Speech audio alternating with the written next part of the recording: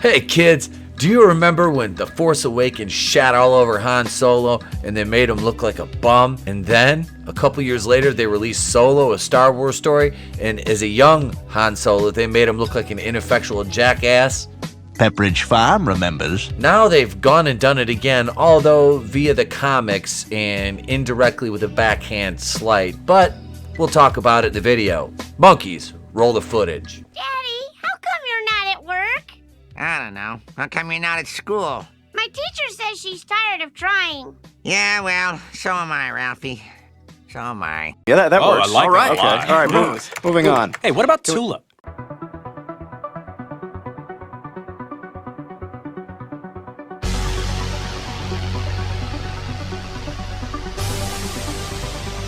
All right, folks, so we are over on CBR.com. Yes, there's a mountain of shillery there. And I know Star Wars doesn't get much play, but I wanted to talk about this article. I'm not a big Star Wars comic reader for good reason, because they're not good books anymore.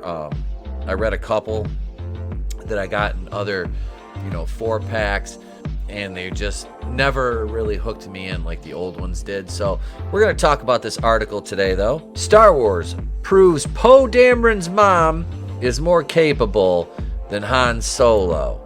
This is really funny because it's like they just can't help themselves from taking shots at Han Solo. And again, Star Wars proves Poe Dameron's mom is more capable than Han Solo. Liar!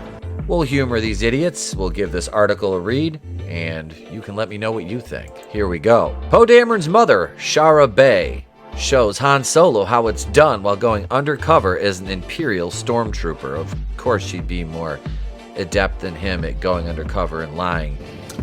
Because that's what heroes do. When it comes to going undercover as an Imperial stormtrooper, it's safe to say that Star Wars icon Han Solo could learn a thing or two from Poe Dameron's mother, Shara Bay. Shara, I don't know, whatever. Marvel Comics has released an official preview for Star Wars number 21, which goes on sale this Wednesday, March 2nd, and it comes from the creative team of writer Charles Soule, better known for the High Republic, artist Marco Castillo, and Ramon Rosanes, colorist Rachel Rosenberg, and letterer Clayton Cowles. The issue follows Shara Bay, who has infiltrated the Imperial Star Destroyer known as the Tarkin's Will by donning stormtrooper armor.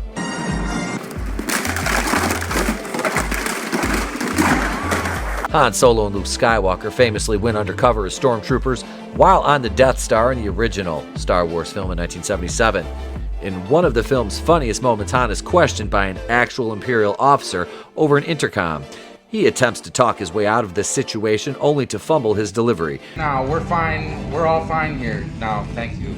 How are you? Changing his story halfway through and ultimately blasting the intercom, thus blowing his and Luke's cover. Boring conversation anyway. As the story goes, Han's dialogue in this scene was improvised by Ford, who wanted the character being caught off guard by the questioning to feel more natural. He certainly accomplished that, creating a beloved moment where Han didn't work especially well under pressure. In contrast, however, Shara Bay manages to keep her composure when questioned by a superior officer, allowing her to continue her mission undetected. Unlike Han, Shara realizes the best way to avoid tipping off Imperials that you're not actually one of them is to tell them exactly what they want to hear, while otherwise saying as little as possible. Well, I guess the gift of hindsight is absolutely 2020. Am I wrong? While our heroes desperately search for ways to topple the Empire, one of the rebellion's bravest members has infiltrated the Tarkin's Will, which is funny, as I said, because you have to make Han Solo look as inept as possible, and that is exactly what they've done ever since The Force Awakens. They've made Han Solo into a deadbeat dad, regular loser. I mean, Han in his own movie was constantly shown up by his girlfriend and outacted by Woody Harrelson was Alden Ehrenreich, who was probably, honestly, the worst person they could have cast for a young Han Solo. Nothing about Alden Ehrenreich said alpha male, and Han Solo wasn't alpha, like, male. He was. He's a man's man.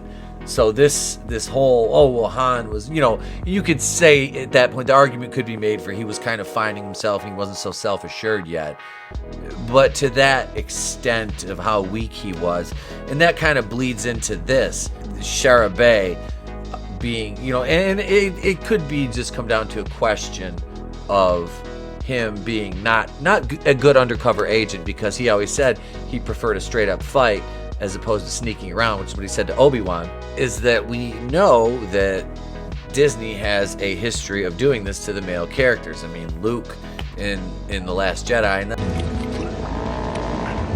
the character of Han Solo, they made him look like a complete idiot. In The Force Awakens, Rey knows how to fix his ship and he doesn't.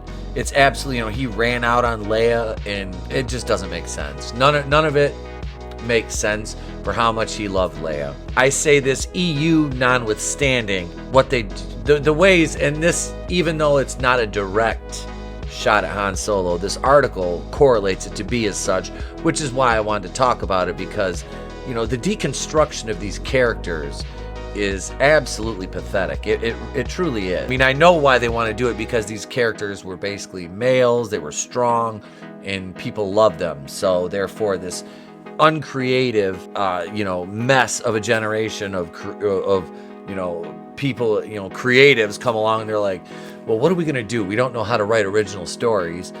People like these characters. Let's deconstruct them, and we'll put new hollow versions of them into these new stories, and they'll have to love them because we've wrecked all their heroes. That's basically what they're doing to us. And I don't care about Poe Dameron's mom. Like, does anybody care about Poe Dameron's mom? What the this is like the equivalent of Judy Bagwell on a forklift in a match in WCW booked by Vince Russo. Bro, this match is now officially a Judy Bagwell on a forklift match.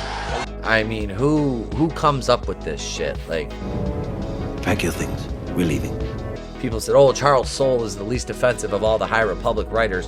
When the High Republic touts stuff like a ship named Vessel, a navigating rock named Geode that actually mates, that has teleportation powers, Leox Gaassi, the Jedi Bake Off, stuff like that.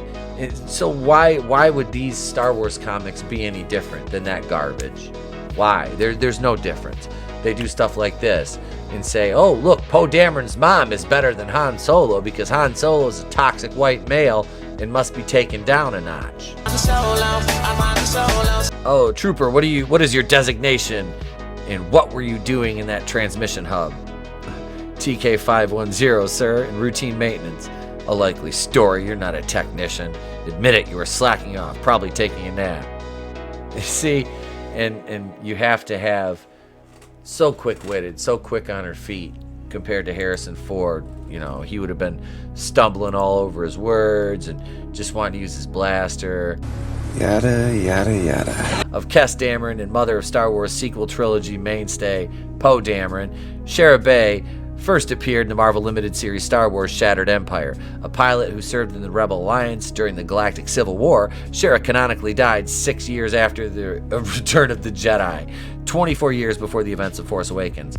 Poe followed in his mother's footsteps by becoming a pilot for the New Republic. Written by Charles Soule, blah, blah, blah. So this is just, like I said, this is funny. It's funny. The lengths they will go to make these male characters look bad and ridiculous so they can prop up characters that really nobody cares about. Oh my God, who the hell cares? How many Shara Bey action figures have sold compared to Han Solo action figures? Really? I mean, go ahead, I'll wait.